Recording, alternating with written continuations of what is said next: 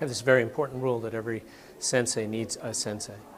That no matter who you are, how long you've been training, you still need input. You need somebody else coming at it from a different angle or reminding you of some important principle that maybe you forgot, or just restating some basic obvious thing that you've known for years and years and years and years and years, just to reinforce it in you. And so I'm here in Indianapolis for an annual summer camp, along with my sensei, George Dillman. Now, an area that I have no knowledge in and I don't have anything to do with is running a commercial martial arts school. But I've had conversations with Sensei about how he was successful when he ran a school. And he had a big school. It was one of the most successful ones in the country. And so I asked him to spend a little time with you and with me to share his knowledge and to give amazing suggestions for how to run a school. You have told me about some of the really amazing ways and tricks you had for running a successful school and keeping it growing, maintaining retention of your students. And I just thought that it would be wonderful to give you a chance to share that with other people running schools. So tell me some of the things that you did. The biggest thing was get involved in the community. I did a lot of charity work. I went out and I helped the MS Foundation, the MD Foundation, the Heart Foundation. I went from my town to Columbus because there was a need for money by the Heart Association. And I offered to do demonstrations, and they raised $35,000 for the Heart Association. I got back to Reading, and there was a fire at our local pagoda.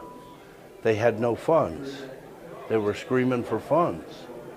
I made a call to the man that owned 3 department stores. We talked about it, and we set up a fundraiser at all 3 department stores called Boscoff's in Reading, Pennsylvania. And we went to the stores, and I did demonstrations in each of their community rooms, and all the money went to the pagoda. I got involved in schools. I offered my services and wound up teaching at 3 different colleges in Reading, Pennsylvania. I went and taught the interim course at Albright College for years.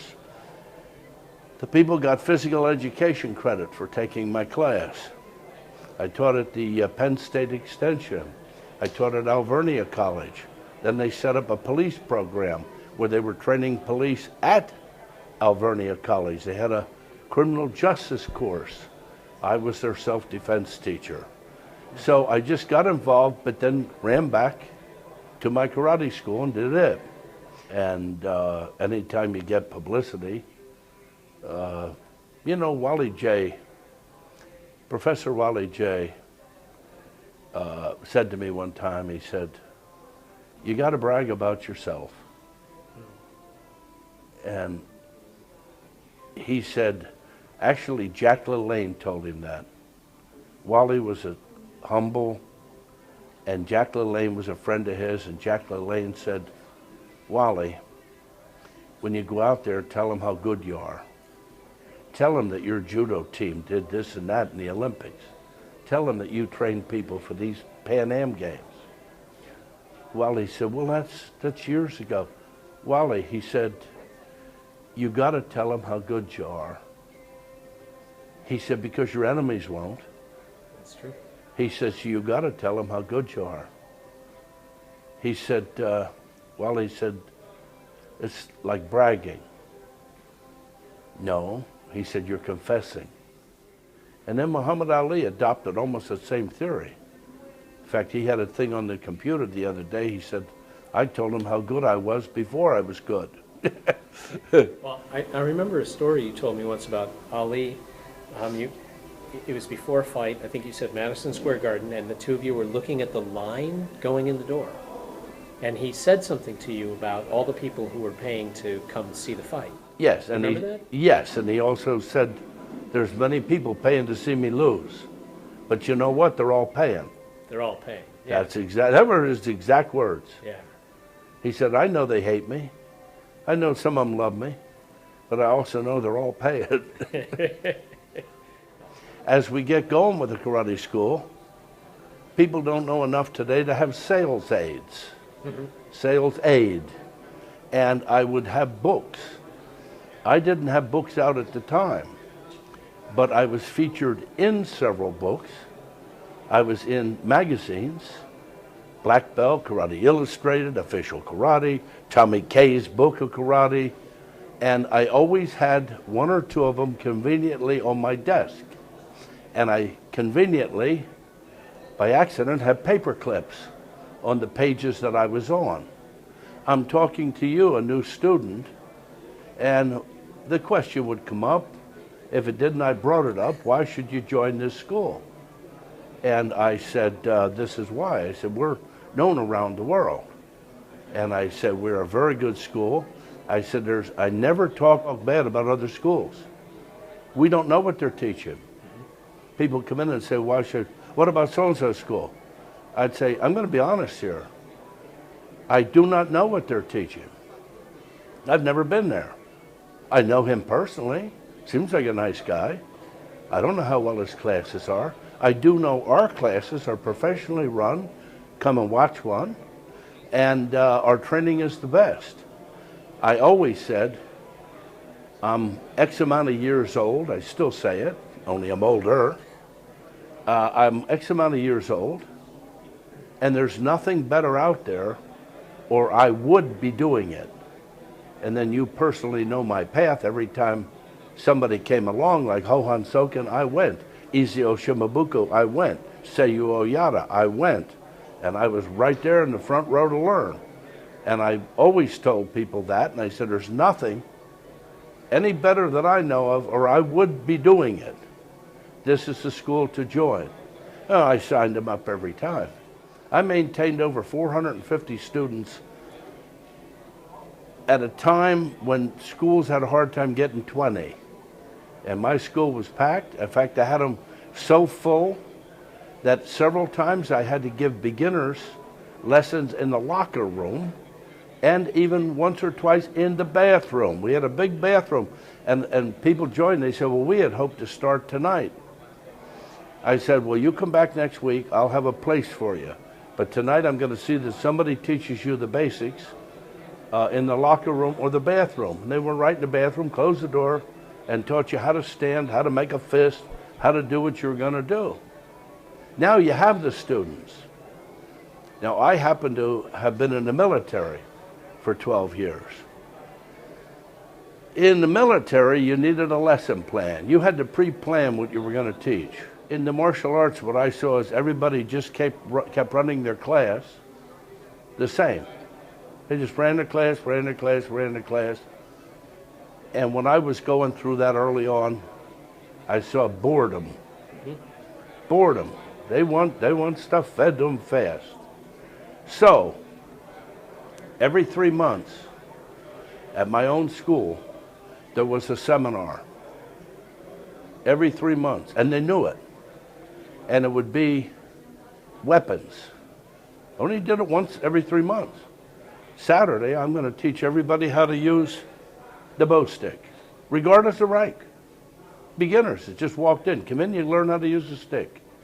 We'd spend 3-4 hours Saturday afternoon working the stick drill, learning a basic quick form, and how to use the stick.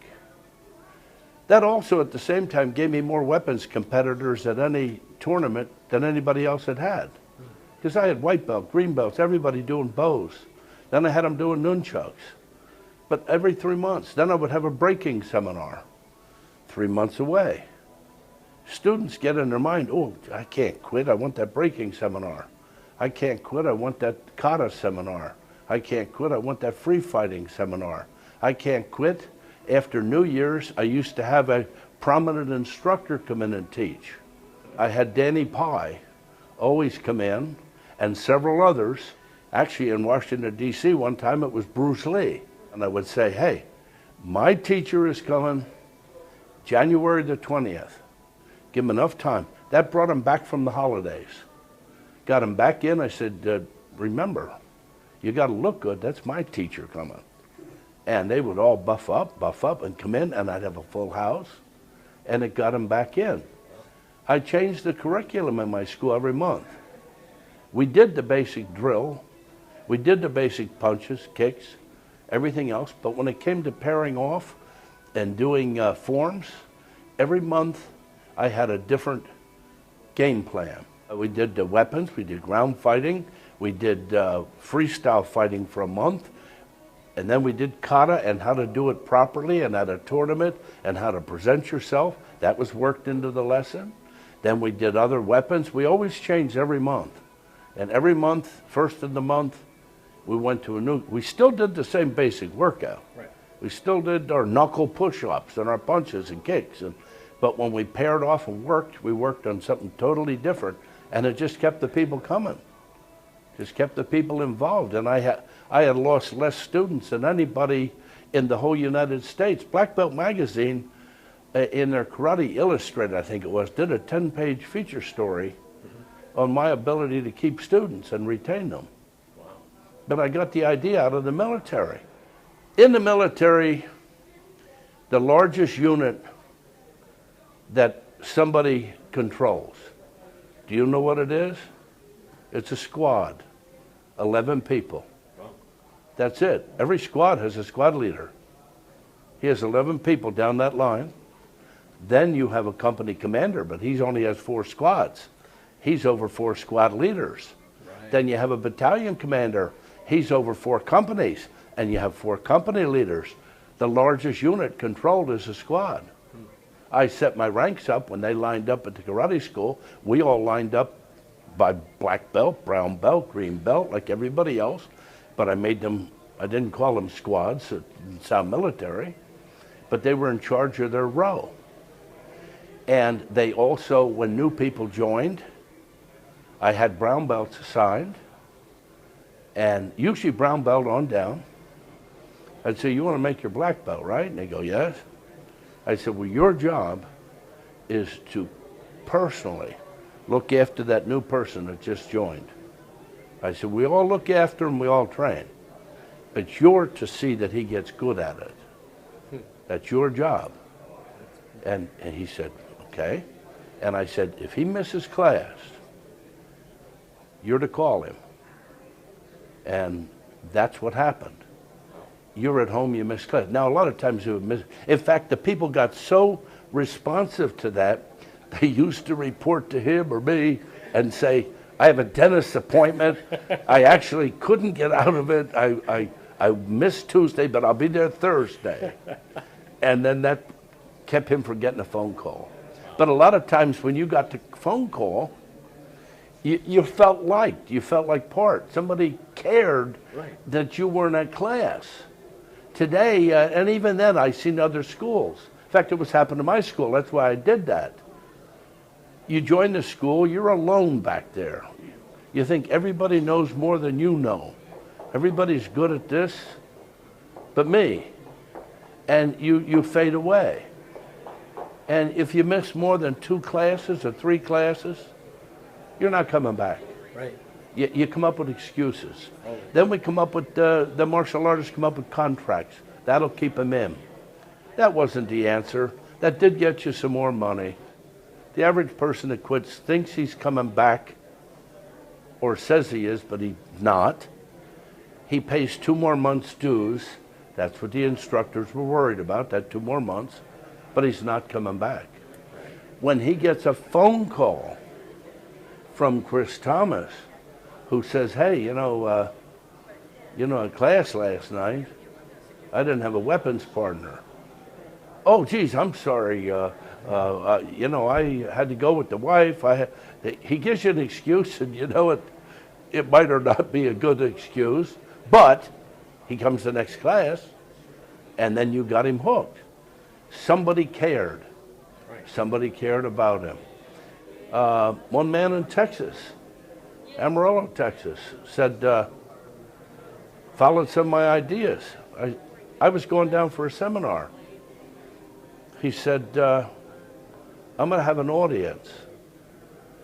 He said, I listened to you and you told me how to get students. I want to try something. We talked about it. I said, what an idea. He sent out a letter to every one of the students that were in his school in the last 2 years and quit, and said, I have George Dillman, one of the best-known martial artists in the world, coming to teach actually some secrets and teach you and give ideas. Now, you were a student. I would like you to come in and bring your spouse and sit and watch. It won't be a demonstration, but I want you to watch this man teach. I went down there and he had several hundred people in seats watching. Wow.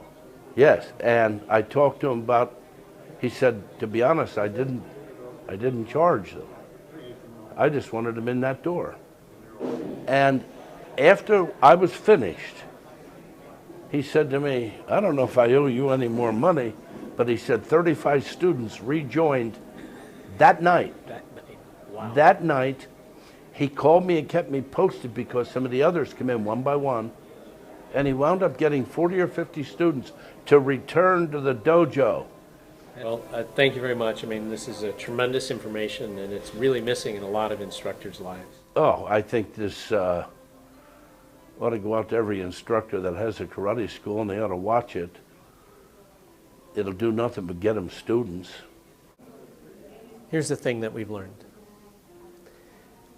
that I've learned in personal experience. I hear people telling me how to run business and how to do business, and there's this resistance. I have a resistance to trying it. They say, do this and it will work. And I go, I don't want to do that, so I don't. The things that you've heard Sensei Dillman talk about, these are amazingly effective techniques, proven techniques. If you do them, you'll get results. If you don't do them, if you just keep doing the same thing you've always done, you will keep getting the same results you've always gotten. The only thing that will change any outcome that you're a part of is taking a new path. I'm Chris Thomas, and these are reflections from the MasterClass. Thanks for watching. Now, go train.